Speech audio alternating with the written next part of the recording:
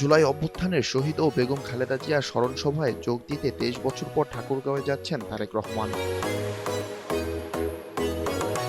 জেলা বিএনপির আয়োজনে আগামী সোমবার ১২ জানুয়ারি রাতে ঠাকুরগাঁওয়ে পৌঁছানোর কথা রয়েছে তারেক রহমানের। দলীয় সূত্রে জানা গিয়েছে, লম্বা সফরে কয়েক জেলা ঘুরবেন তারেক রহমান। সবশেষ ঠাকুরগাঁওয়ে রাত্রি যাপনের কথা রয়েছে তার। মঙ্গলবার ১৩ জানুয়ারি জুলাই অভ্যুত্থানের শহীদদের কবর জিয়ারত করবেন এবং বেগম খালেদা জিয়ার আত্মার মাগফিরাত কামনায় গণদোয়ায় অংশ নেবেন তারেক রহমান।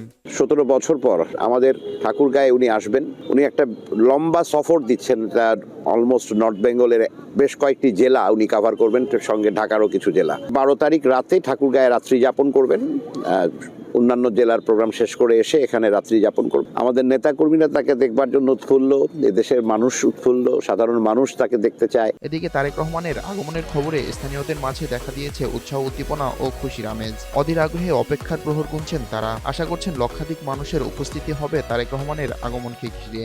উনি আসতেছেন, উনি আমাদের প্রাণের স্পন্দন।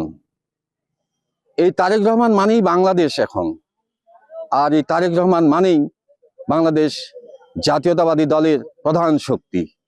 যেই শক্তিটিকে বিলুপ্তি করার জন্য ফ্যাসিবাদ দীর্ঘদিন একটা সংগ্রামের মধ্য দিয়ে, এই দমন পীড়নের মধ্য দিয়ে আমাদের প্রাণপ্রিয় নেতা তারেক রহমানকে নিঃশেষ করার একটা ষড়যন্ত্রে লিপ্ত ছিলেন।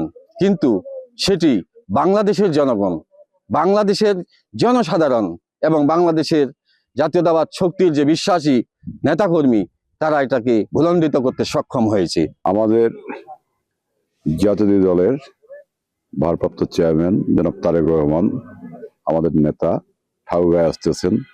এর জন্য আমরা ঠাকুরগাঁবাসী, ঠাকুরগাঁ জেলার মধ্যে যে ৫২টা ইউনিয়ন আছে এবং পৌরসভা সহ আমরা আনন্দিত, আমরা উচ্ছ্বসিত।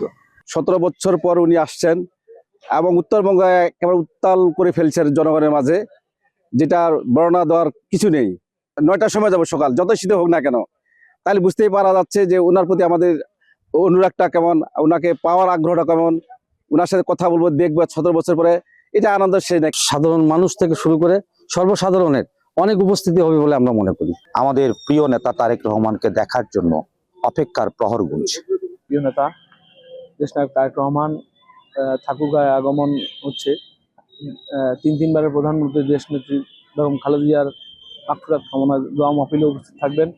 সেই সাথে জুলাই আগস্টে যারা শহীদ হয়েছেন, শহীদদের কবর জিয়ারত করবেন।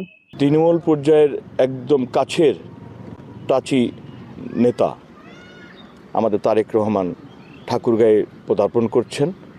এই উপলক্ষে ঠাকুরগাঁয়ের জনসাধারণ একটি উৎসবমুখর অবস্থায় আছেন।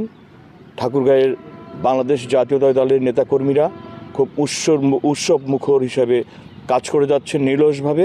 তারেক রহমানের আগমনকে কেন্দ্র করে ইতিমধ্যে ঠাকুরগাঁও জেলা স্কুল বড় মাঠে শুরু হয়েছে প্রস্তুতি। সাজানো হচ্ছে কর্মসূচির ভেন্যু, জোরদার করা হয়েছে সার্বিক ব্যবস্থাপনা। শীর্ষ এই নেতা সফরকে ঘিরে আইনশৃঙ্খলা পরিস্থিতি স্বাভাবিক রাখতে প্রশাসনের পক্ষ থেকেও নেওয়া হচ্ছে বাড়তি নিরাপত্তা ব্যবস্থা।